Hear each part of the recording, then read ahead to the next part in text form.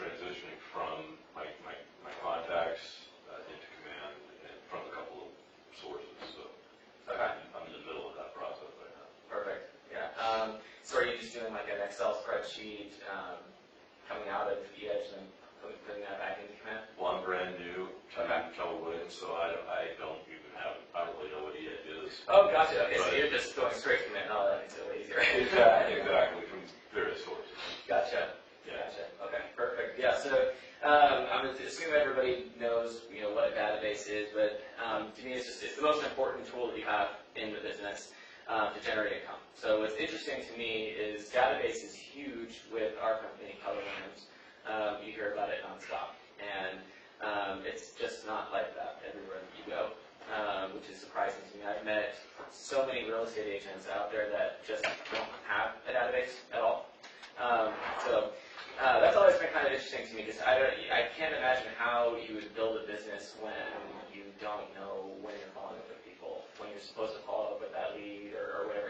When you first start out, you might have only 50 people, and it makes it really easy to know, who everybody is and follow up with people systematically. But once you get beyond, 100, 200,000 people or more in your database, you're just never going to be able to do it. You'll have leads pop up that will remind you to call somebody that day. It's a hot lead that told you they're going to sell next month, and you completely forgot that you even put them in there. And if you don't have a way to have that work for you, and you don't have those reminders, it's never going to be able to build past a certain point. So, a lot of people talk about how much competition there is in this business. And I realized very early on, again, you've heard these statistics, 85% of the people that get into the business get out of the business within like 6 months, and they don't renew after their first 2 years. And there's a big, big difference between the 15% that actually stay in the business and the 85% that don't stay in the business. And it simply is lead generation, putting those people in a new database, and following up with those people. This is 1 + 1 = 2. Lead generation plus lead follow-up equals business every single time. And so the database is the most important part of that. So when people talk about the competition and how many agents there are in the county, you can remove 85% of them right off the bat if you're willing to build a database and follow up with it. So you're working against 15%, and out of those 15%, most of them aren't doing things at the level that we do here at KW. So if you haven't started a database, get started as quickly as you can. Let's see here. So talking about, before we get too far into it, is there anything specifically coming here, like I want to know this for sure today before I leave, just so I can kind of know what things not to miss? Nothing specific?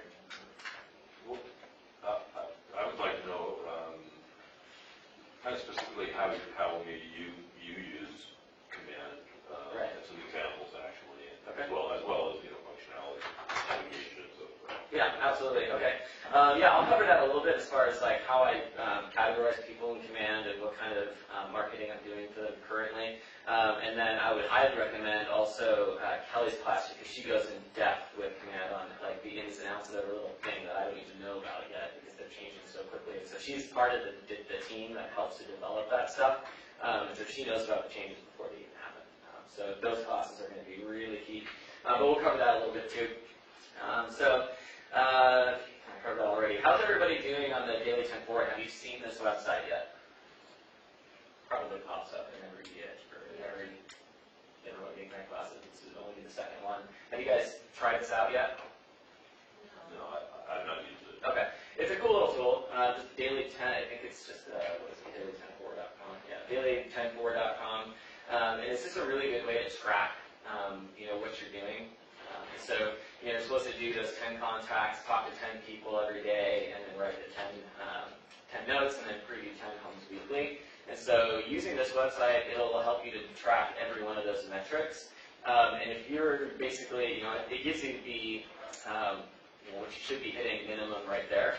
And if you're doing at least that, and making sure that those things are all at 100%, obviously minus the one at the end, preview homes a week, that's going to kind of go up incrementally unless you're doing them all in one day.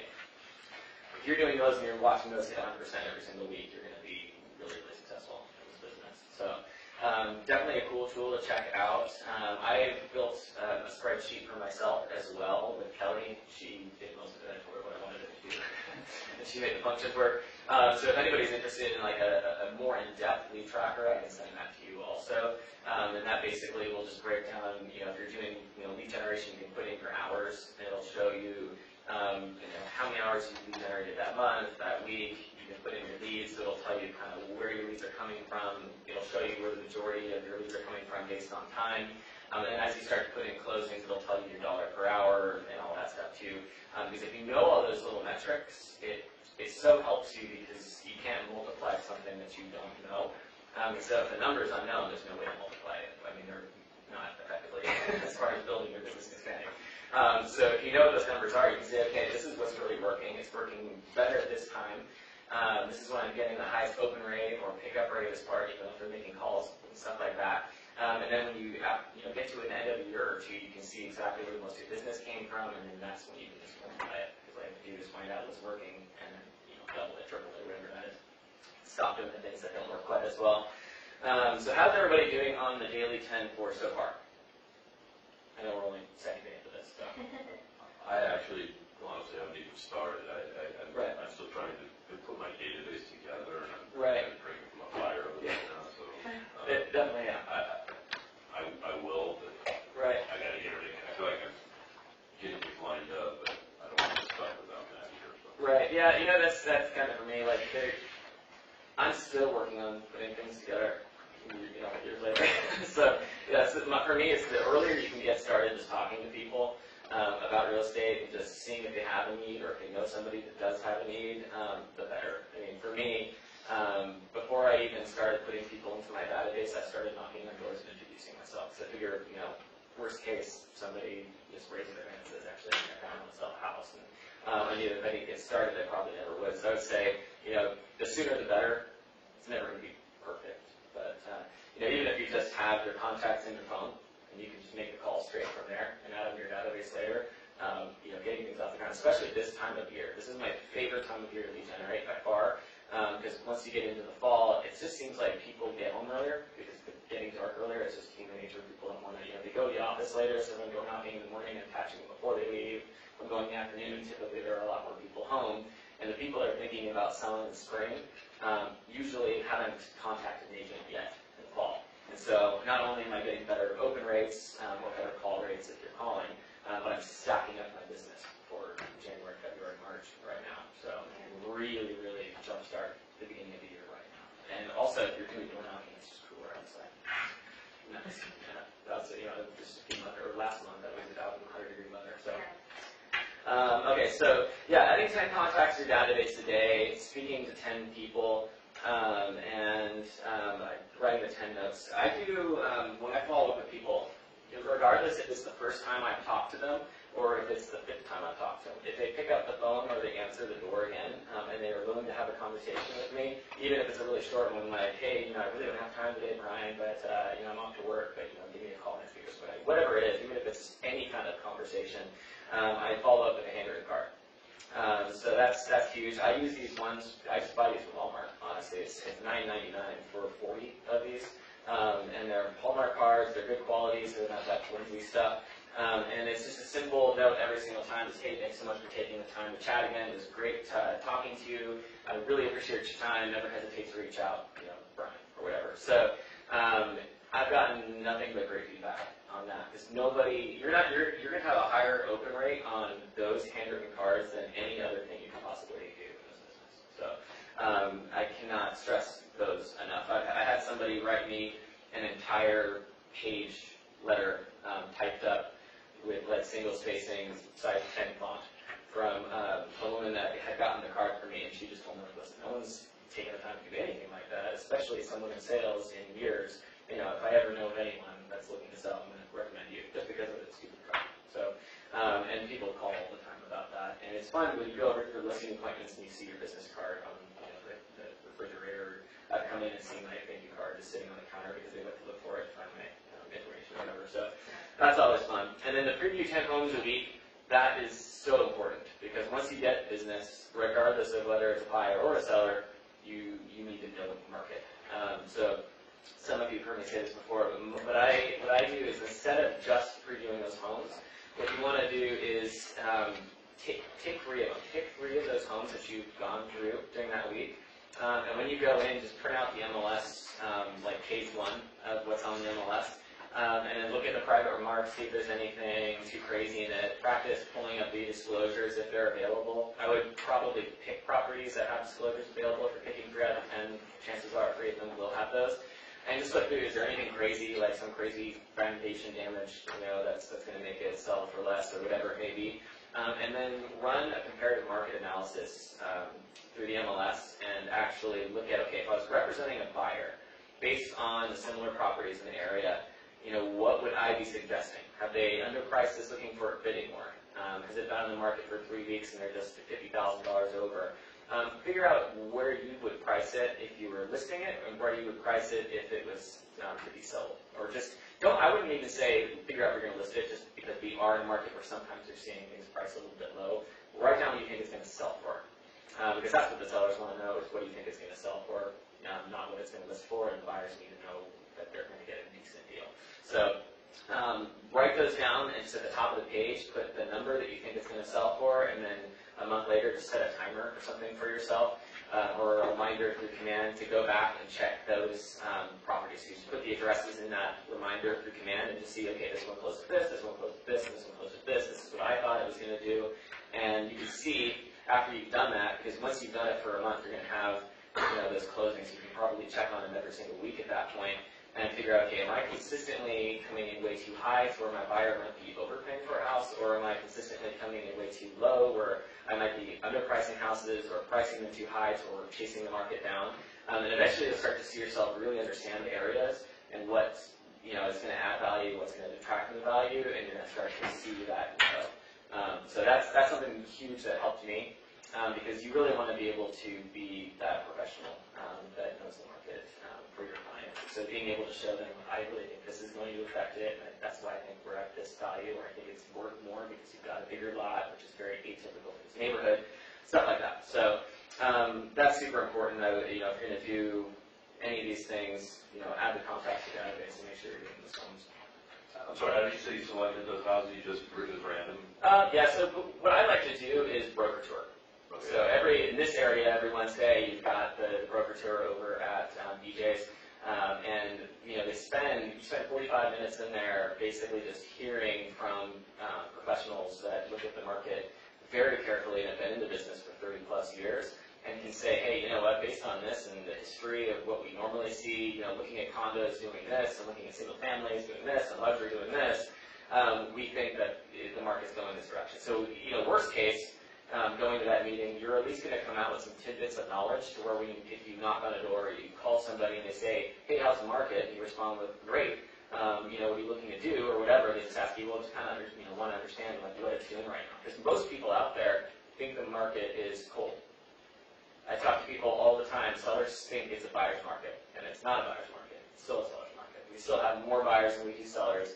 It's not a 150% unreal seller's market like it was last year, but it still leans toward the seller, and so they're usually shocked to hear that. And so when you go to those meetings and you pick up on what they're saying, it'll give you a little bit of dialogue where you can be like, well, actually it's doing this, so we think that this is going to happen. And it's so much more than they know, because they're only seeing the big headlines, and the headlines are always going to be doom and gloom. And so that's going to make you look like a real professional too. So those meetings are great, and then the reason I do that is because those homes are typically open, so the people are there to let you know this home's coming on the market, and then you can go and you can actually view those homes. So if they're owner-occupied homes or vacant properties, it doesn't matter, because if they're open, you're good to go, and you're not being bomb-rushed with all the different buyers that would be at a normal open house. If I'm going during the week and it's not doing broker tour, typically I will try and look at vacant properties. Which, if you don't know how to do that on the MLS, we can look at that later too. But looking at vacant properties is easier because you don't have to call and be like, hey, you want to see this house, and they have to let their client know, and the client has to leave, or they have to take their dogs with them, and all that stuff. So I'm not saying don't do it. It's just so much easier just to call a vacant property. A lot of them are just go direct anyway, so you don't have to call anybody. So that's how I did it. And then, yeah, just finding the ones that have the disclosures already available is typically the way to go, because then you can get to practice looking at, okay, this house has $20,000 worth of Section 1 damage. And so that's going to seriously affect the price. So the roof is no good. And so you can take those into account when you would be coming up those numbers. So, okay, so we're going to go ahead and we're going to spend a little bit of time, since Ignite's doing class, and we'll just get into calls. So we'll take until, what is it? after. Let's just go until, we'll go until 12:40. So we'll go to 12:40, I'm going to make calls too. I gotta get my list. And then we'll get back together. If you want to make them in here, you can. If you want to find a conference room or something like that, that's fine too. And then we'll just reconvene and get through the rest of it after that.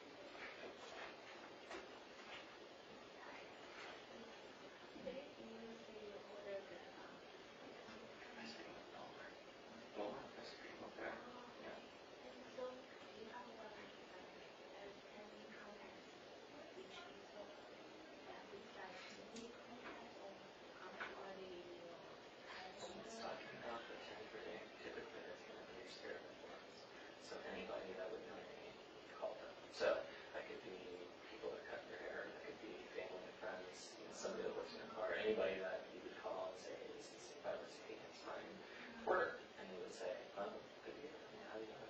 That's your sphere of influence. And so once you get through your entire sphere of influence, you can do 10 a day because you've got those contacts probably already in your phone or your email or whatever. Once you get through all of those, then you're probably going to not be able to get by with a few less. People you already know, and then you'll also do your own prospecting for people that you don't know. But for me, I can't personally have 10 people a day anymore because I've gone through my entire sphere of influence and I do a lot of door knocking. And so for me, I'll talk to 2 or 3 people that actually give me their information per day, and I'll talk to like 25 total. And so I'm adding 3 to 5 people a day to my database at best at this point. But add the people that you know first.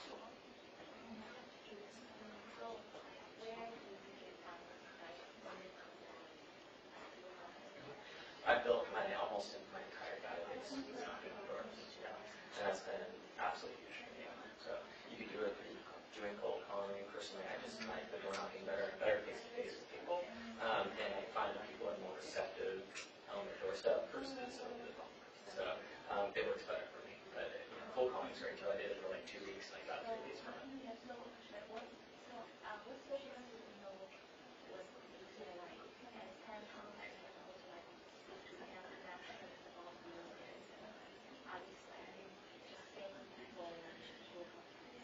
The way, if you could read it both ways, if you could say that I've already connected with them, for me personally, I would say get to the point where you're talking to at least 10 new people about real estate, and then also 10 people that are in your database, the sphere of influence, or people that you added to your database.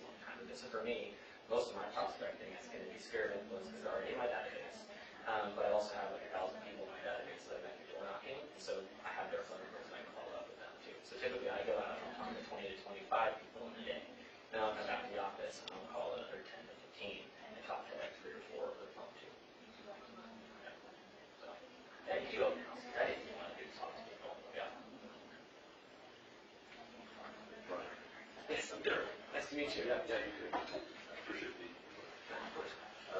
So I want to talk to you a little bit about parking, and I understand from both before, you just said that you've had a lot of success at it. So, I mean, sort of me trying to recreate the wheel, because I'm willing to do that. Right.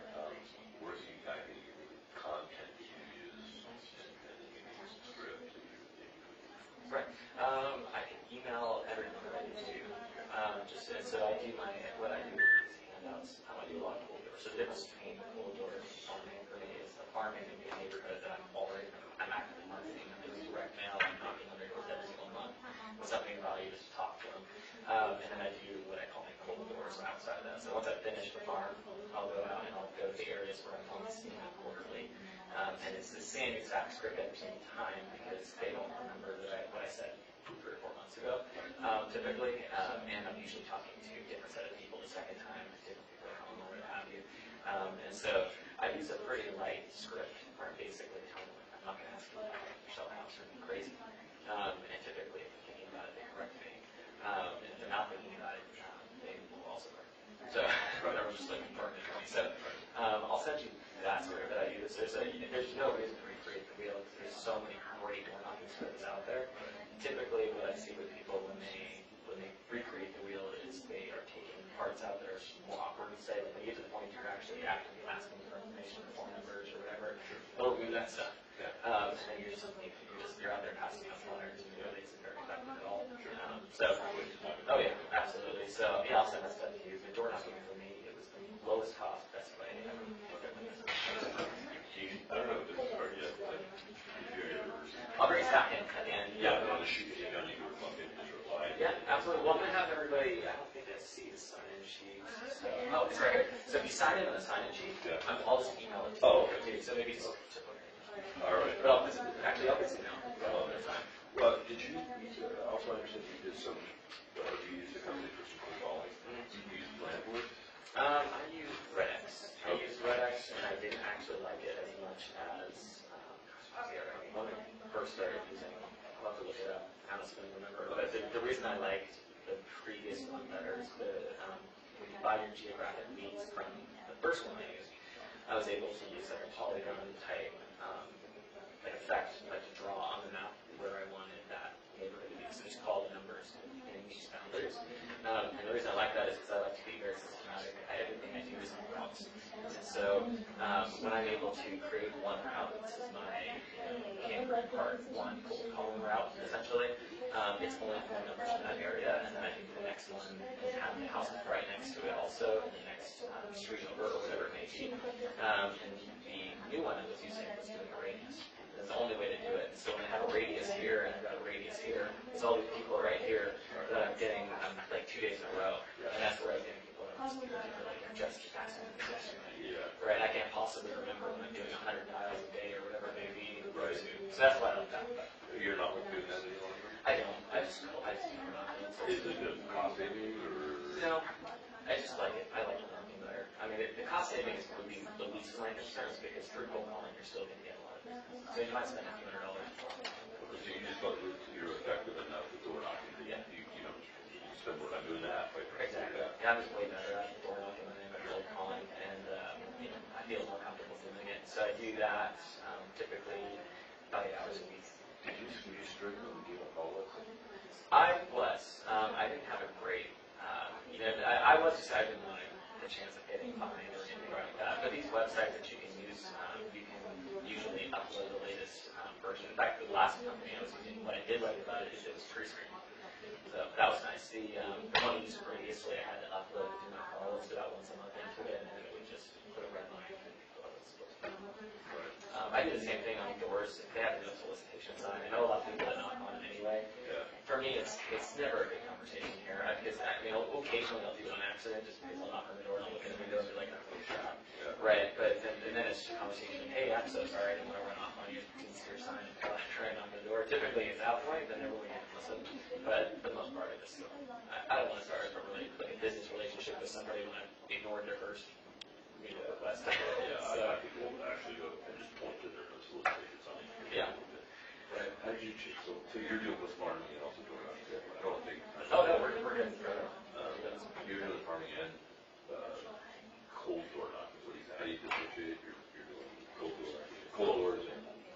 Yeah, so cold doors would be, areas outside my farm, typically somewhat close to it, because I'll probably expand my farm to those areas at some point, but I'm only going there, 2, 3, 4 times a year max. Sometimes, usually about 3 times a year. Really cool.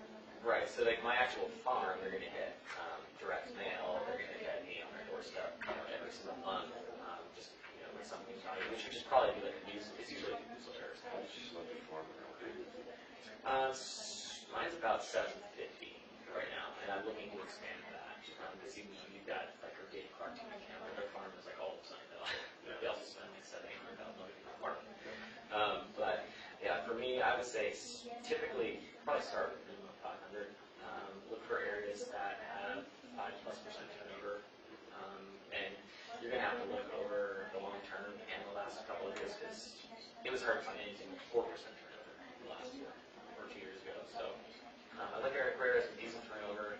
I look for areas that are expandable. So I don't like an area where you might have like 200 homes on the side of the freeway, like up on one or something, and then the next place you should go is like a quarter mile up the road because those people up the road are not going to see my signs over here, and I like to have that over effect and be able to expand more easily. So if it's expandable, it's got at least a 5% turnover rate. It's got a good enough price point. If I feel comfortable walking there, as far as a lot of people look at, is there a super dominant agent there? There are super dominant agents in every market. When you're door knocking and the person faces on the doorstep, you beat the person that's been knocking them for the last 30 years right then and there because you now have a relationship with them and the other person did that. So for me, if somebody's got like 70% market share, which I've never even seen, I would start to think, okay, that person's doing high quality marketing, and that's what I'm going to do too. So I'm probably going to stay out of that area. But if you've got a market where it's like, okay, she's got 20%, she's got 30%, and then there's 50% across like 15 different agents, there's a lot of room there. And especially if you've got people that they've been there for 35 years and all they do is they drop a notepad, or not drop it, somebody's dropping a notepad and they're doing direct mail or something.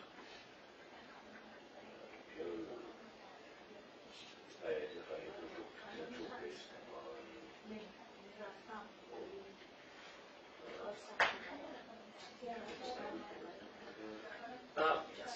Yeah, I'm driving as I say out completely, and I have no problem with that. I don't think it's a bad thing. It's just if I can only talk to 20% of the people in the neighborhood, it just doesn't make sense for me to be trying to find.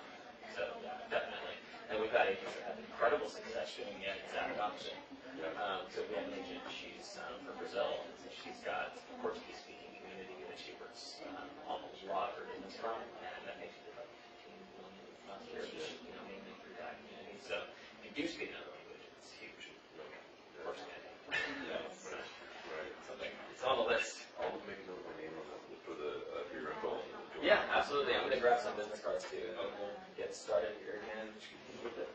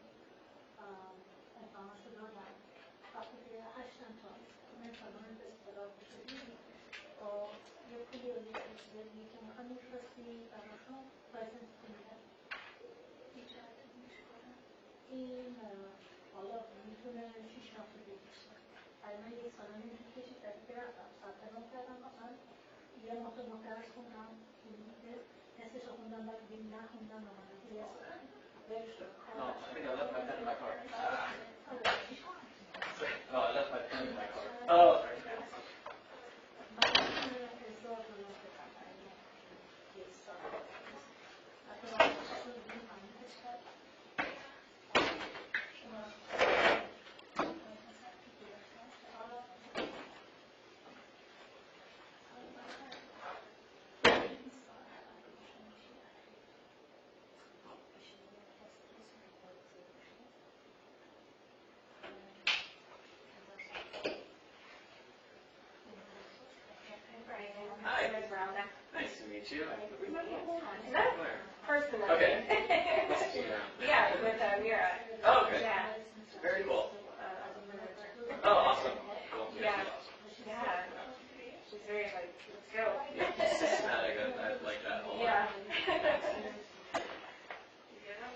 Just getting started, or? Yeah, I just joined Cumberland like a month ago. So just on time to go through all this. You're this office, right? Oh, yeah. She's in the yes. I mean, Keller Williams offices aren't all created equally. Most of you have a much better chance of getting a good one, I think, than any other company. But this office is so incredible. Yeah. Yeah, the people are friendly, and nobody else has. I mean, Laura's great, and Kelly's incredible. I mean, she's out of. They have what's called Data Angels, which is like they basically are. She's basically like any of the other market center administration people. This is a power company have a question or something they're coming up. She's one of the 11 people in the entire company that can call. So yeah, you know anything command related or any of that stuff. So one of the smart people I ever met in my Charlotte. All right, so I think everybody. Is there anybody? At the end of the class too, some of you have maybe already seen it because I went over it at a farming class during the last series we were doing. But if anyone's interested in seeing exactly what my follow-up plan looks like, with everybody in my database and my leads, just because we can't go in depth as much with command, I can share that with you too, just so that you know kind of the series of follow-up that I do with everybody and the series of follow-up that I do with my leads. So if you've already heard that at the end, you can take off. Otherwise, it'll take like 15 minutes and I can go over that too. So, okay, I think we got everybody. I'm going to go ahead.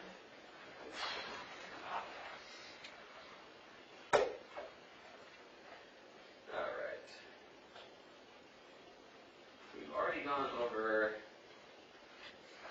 handwritten notes. Okay, let's skip that.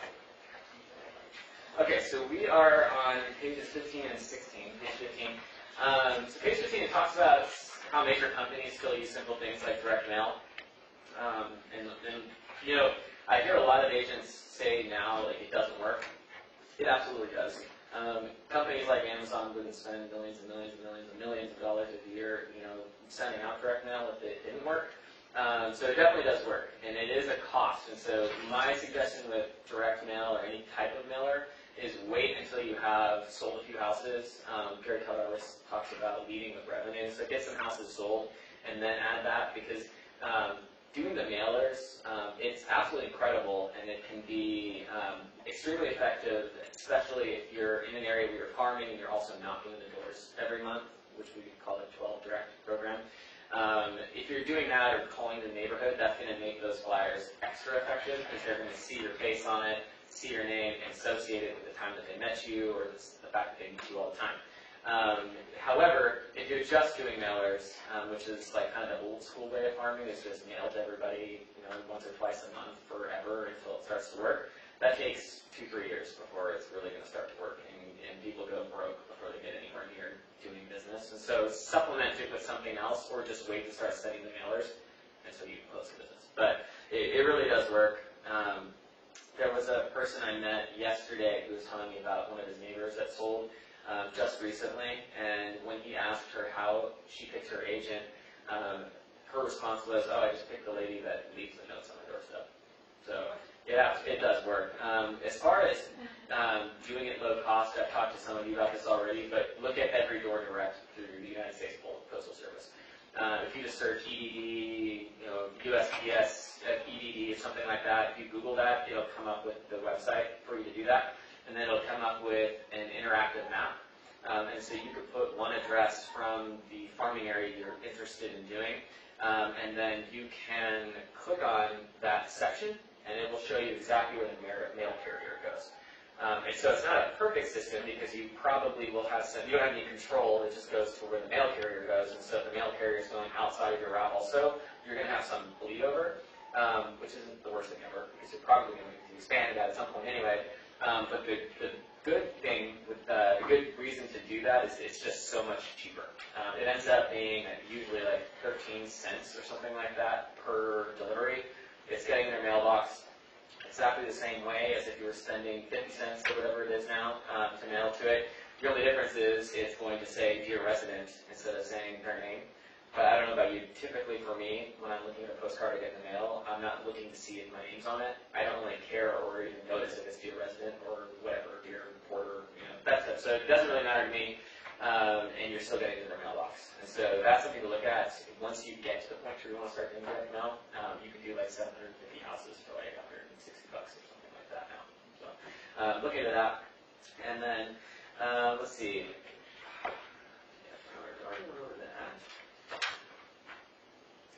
Some of this stuff I'm kind of skipping over if it's talking about EDGE too much.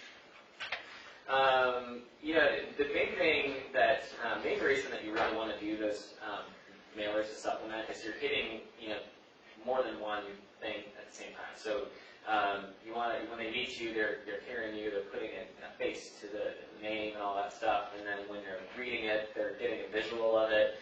When you're emailing to them, it's the same kind of thing. I like to send out video emails and stuff like that too, so they're hearing my voice again if I haven't seen them in a while. But the whole thing is just mind share. The majority of people are going to be going through their mail, and they're going to be like junk mail, real mail, or whatever. But when they're putting your thing down in junk mail and they're just getting rid of it, they're just not ready to use you yet. But they're still seeing your name and your face, and so you're taking that mind share. And so once they get to the point where they actually do meet you, all of a sudden Brian Porter pops up in their head. And so the faster you can actually get out and meet these people, the better that's going to work. It talks about knowing who your customer is. So that's really important too. If you're working in an area that's a lot higher cost, your information that you put out there is going to be different than possibly going to market to a condo community that's mainly first-time home buyers. So it's just knowing who you're working with. If you're in an area and you're really focusing on people that speak a specific language like we were talking about, you could put together a market flyer that actually is in that language. If that's somebody that, if that's like a niche that you would be willing to work. And we were talking about that earlier. We have an agent in the office that's done that incredibly well with the Portuguese community and just does it amazingly well working with people that speak the same language. So that's a good way to do it, is figuring out who that clientele is, who are like most of the people in the neighborhood, and kind of cater that information if you can to them. So if I'm working in an area like Willow Glen, I'm not going to go super far out with my market stats and give them Santa Clara stats because those houses are probably worth more. If you're marketing to Saratoga, I'm not going to give Saratoga Santa Clara marketing stats because again, their houses could average $3.5 million, whereas the average in the area could be 1.1, 1.2 million or whatever it is. And so just knowing who that is going to be huge. And then on page 20, so we can't get this video. Apparently the link is not working. Laura let me know, but it does give me a minute to get it anyways. But so your database it's not just a list of names. So a lot of people will use something like Excel or whatever. Just use command. It's not totally perfect yet, but it's getting better all the time. And using just an Excel spreadsheet is just not going to give you the amount of information that you need. It's not going to remind you to do anything ever. And so get into command. It's going to help you basically record every interaction you've ever had with prospect. It's going to store all of their contact information. It's going to store other information, like if you can get their birthdays, notes from previous conversations is huge. So for me, every single time I reach out to somebody in my database, and every single person in my database gets called at least quarterly, I'm always doing, I'm basically asking questions about them. If it's toward the end of summer, hey, how was your summer? Did you get any great vacations, anything like that? That's awesome. Disneyland, I love this. Whatever it is. You connect on some level, and I take notes of that conversation, so that the next time I call them, let's say they told me they got like maybe a puppy over the summer or something like that, I'm putting that in there because when I call at Christmas time, I'm going to follow back up with it and be like, hey, last time we talked, you got a new golden retriever. How's that going? Like that kind of thing is going to be huge. If you don't take those notes, then you can only refer back to whatever description you gave them at the beginning. This is not as meaningful of a conversation. If they've been in your database for 2 or 3 years and you're talking about something that's been way in the past, it's not going to be nearly as effective. So adding that stuff in there, every time I do anything, I add a note, and then I add a reminder for when my next contact is with them. And that's getting easier and easier with command as they're adding things like quarterly call plans as part of the marketing campaigns you can put people on. And then it talks in there about how the bigger your database, the bigger it becomes, essentially. So the more people you can put in there, they're going to filter themselves through that pipeline, and the more people you get in there and market to, the better your business is going to be. And so get as many people in there as you can, get as much of their information as you can. It gives you a whole bunch of examples about different things you can write down, like kids, family, occupations, pets, birthdays, things like that. Don't go for all of it at once. Some patients will be like taking like notes and like, okay, what about this? It gives you another reason to call them. So like, you get things little bit by little bit, and then you're able to put them on plans like a birthday plan, where they get a birthday card, things like that are gonna, it's gonna really set you apart. And then automate that database as much as you possibly can. And Command's getting better at that every day. I know we're getting these smart plans soon for doing information for like 8x8 campaigns and 33 touches and stuff like that. So we'll go over that later as well. And then page 18, it talks about that it just says 80% of clients say that they would use their agent again, and only 12% do. Does anybody have any idea what that is? Yeah. They just don't keep track of them. And it doesn't make any sense to me whatsoever, because if you are going to go above and beyond with your clients, you're going to be really honest and have great communication and do a great job, especially in a market right now where it's pretty easy to make sellers happy because their houses are selling quickly, they're getting good prices, those people would use you again, and they would refer you to other people. And those are the repeat and referral business is by far the easiest business you're ever going to get, because it's just those come list me leads, as opposed to going in. Most of the time you're not going in against 3 other people. You're going in because they've used you before and they want to use you again. You just show up with the paperwork and the CMA and you put them on the market.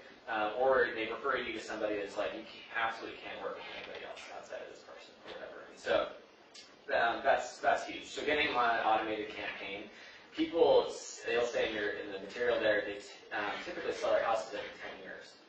And so, if you've been in the business for 10 years, you've got a bunch of people that you've been putting in every single year, that repeat and referral business is going to just skyrocket at some point. And so most agents, if they're really, really doing this well, they're going to go from you do 80% new business and 20% repeat referral, like the first few years, to a lot of these agents are doing completely repeat referral, or 80% repeat referral. So one of our top agents, Mike Mendenhall, you'll see him on the leaderboard at the top.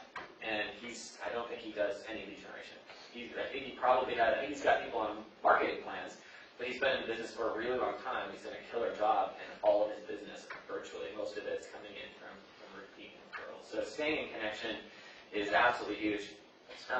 Many occasions they don't even remember who sold them the house, which is crazy to me, because you spend so much time with these people. Maybe those agents didn't spend a lot of time. Maybe they just went in with a listing appointment and took some cell phone pictures, and they didn't hear anything until they got an offer, and they didn't hear anything until they closed. People do not like to work with those agents.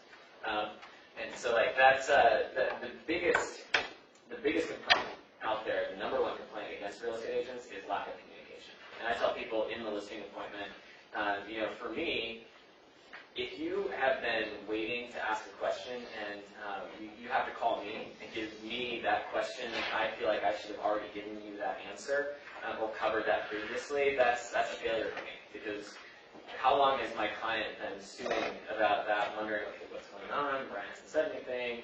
We could be in a completely non-contingent offer with all the contingencies are removed, we close next week, and to me this is open and shut, like we're done. We're all getting paid next week. To the seller, they've never done this before, and so to them, they don't know that things are as solid as they may be. And if they don't hear from you, they're going to freak out. After a week or so of not hearing from you, you're going to get that call, and then they're already not going to like you as much as they did before, because they're going to associate you with the person that doesn't update them.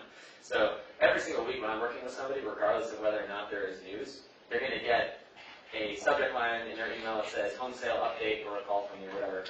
And in the first thing I'm going to say is, hey guys, actually this is pretty much an update of no news. Just wanted to let you know that everything's going really, really well.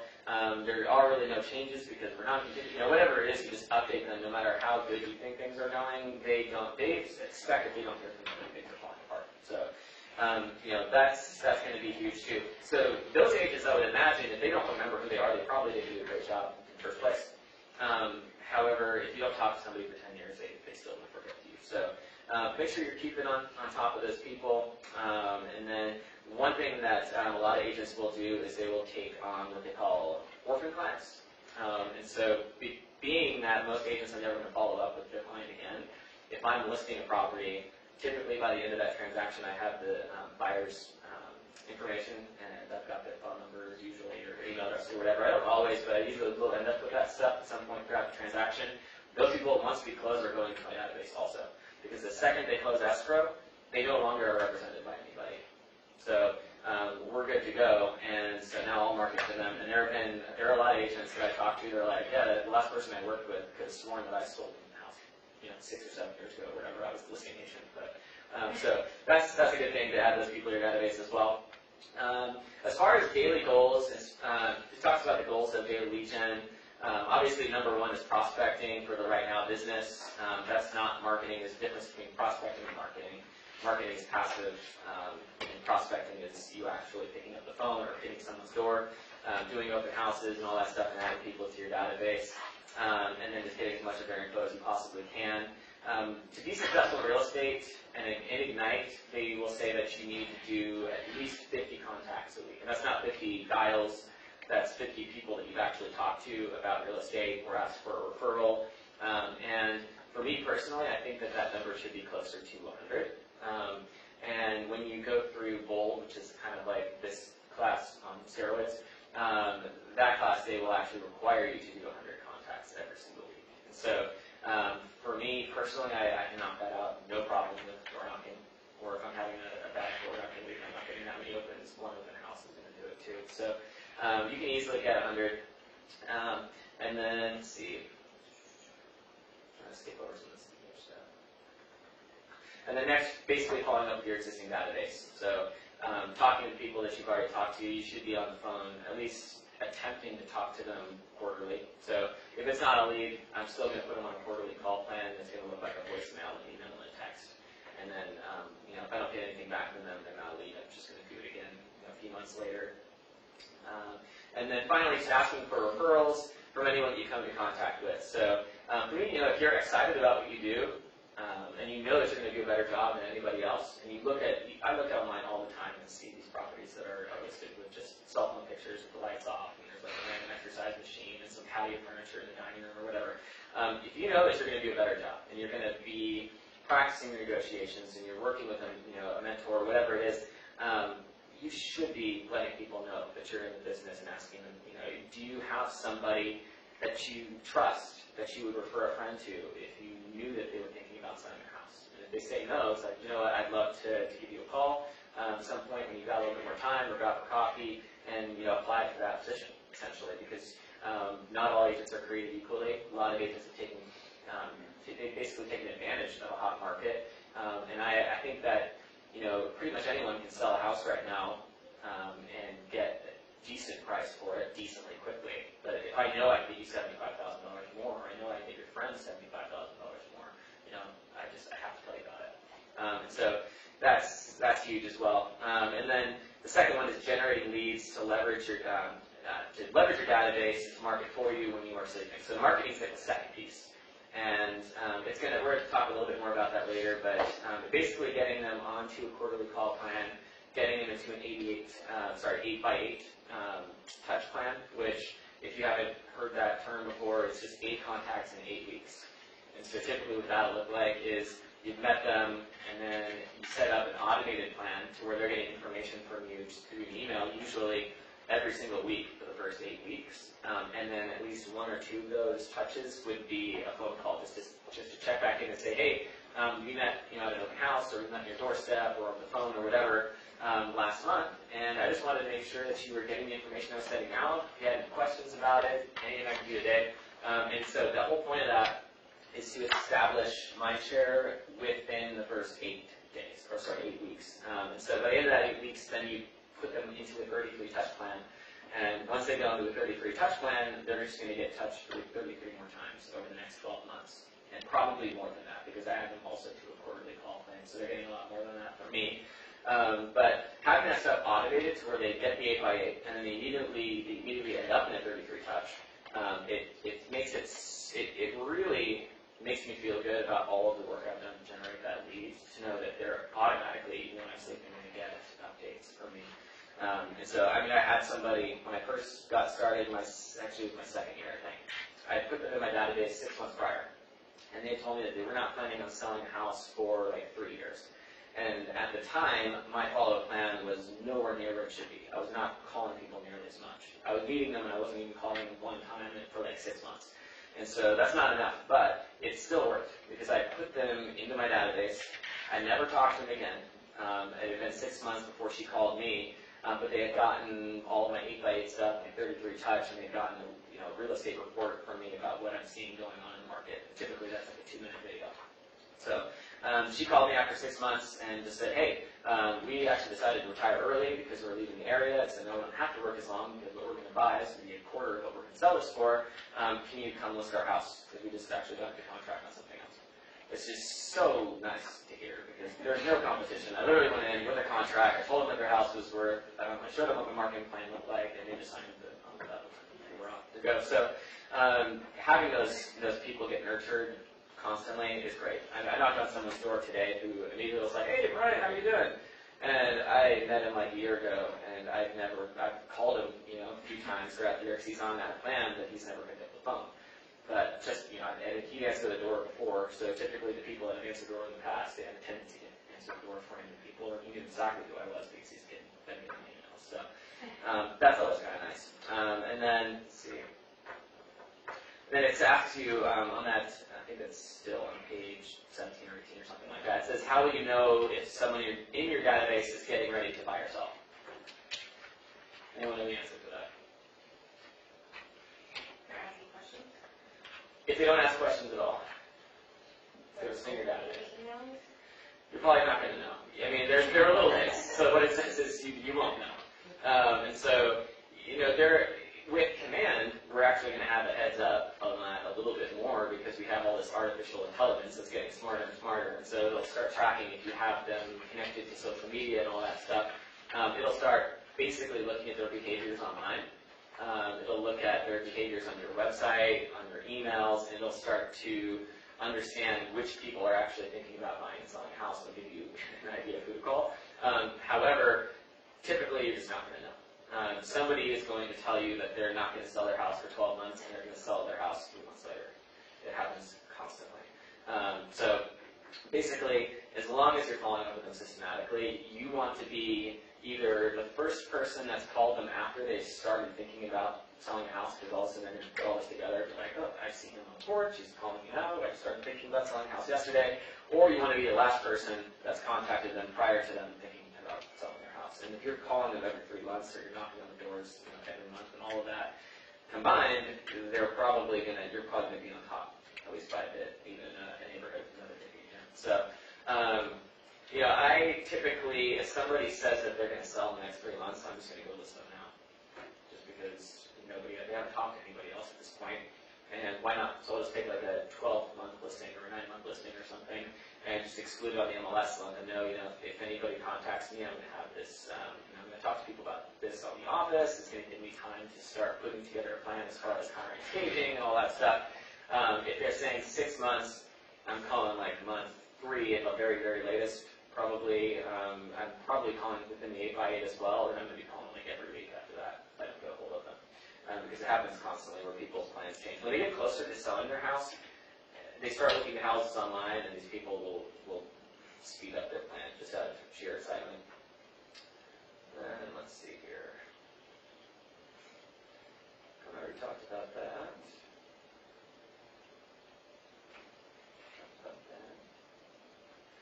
Okay, we're good there.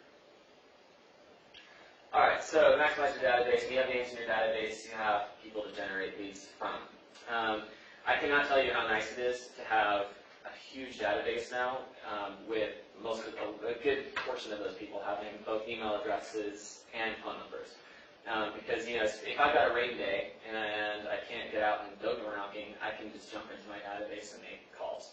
And these are people that now met me, they've been getting marketing from me, and it's typically a much warmer reaction at that point.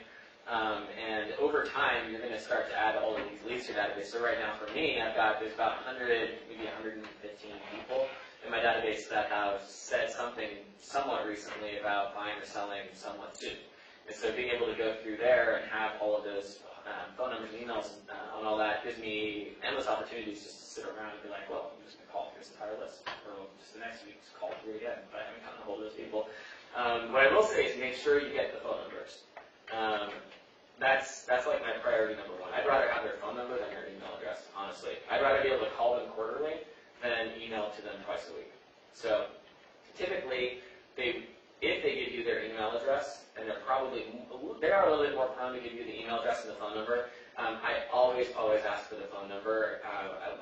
My first year in the business, I did decently well, but I didn't do nearly as well as I could have because I wasn't asking for the phone numbers. For some reason in my head, email addresses were attainable. No one's going to want me to have their phone number. What I found is a couple of things. One, I got to the end of the year, and these people that were, in my mind, hot leads, they were not responding to my emails, and they weren't even opening them. And the people that I did manage to have a number for, I was able to follow up with those people, and they were picking up the phone finally and just giving me an update like, hey, actually, we're still a year out, or actually, we're thinking about selling soon. And so I wasn't closing the people where I just had an email address. I don't know if I've ever closed anybody that just had an email address. What I will say, though, is if they gave you their email address, 80% of the time they'll give you a phone number, too. So if I'm on the doorstep, some of you have heard this before, if I'm on their doorstep and I've just gotten their email address, I don't jump straight to the phone number. First, I just let them know, hey, if you ever have a question about the stuff that you see in those emails, any of the updates, let me know. I work with great contractors in the area as well, so if you ever need an electrician to a roofer to a landscaper, whatever you need, I can refer somebody great for you.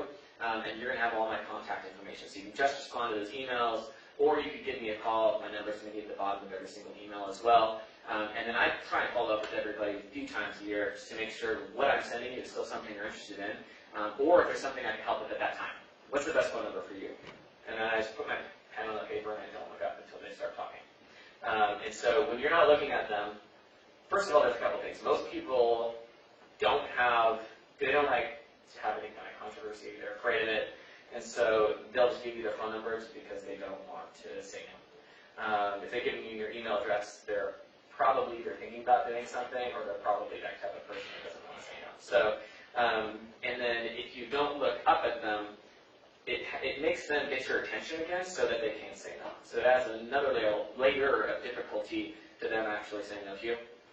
So if I've been talking to them, I can tell that they just barely gave me their email address. I will start the phone number also, and so just put the pen to the paper and just be like, it's 408, and then just wait for them to finish it. So people don't like things that are not finished, so kind of a mind thing. So typically, or you'll give them the wrong area code, and then people like to have the news or be right and correct you. So if I say 408 and it's 650, they'll be like, actually it's 650, and then they're like 73, and all of a sudden they kind of pause and they're like, what the heck am I doing? Playing this. So I did that all the time, but all of a sudden they're halfway through the phone number and they speed up at the end to see if they'll mess it up, and then I'm getting really good at just not messing up. But I'm also not being super annoying. I'm not calling them that often. I'm calling every few months, and you feel like it's a lot because you're thinking about them a lot, especially if they're a lead.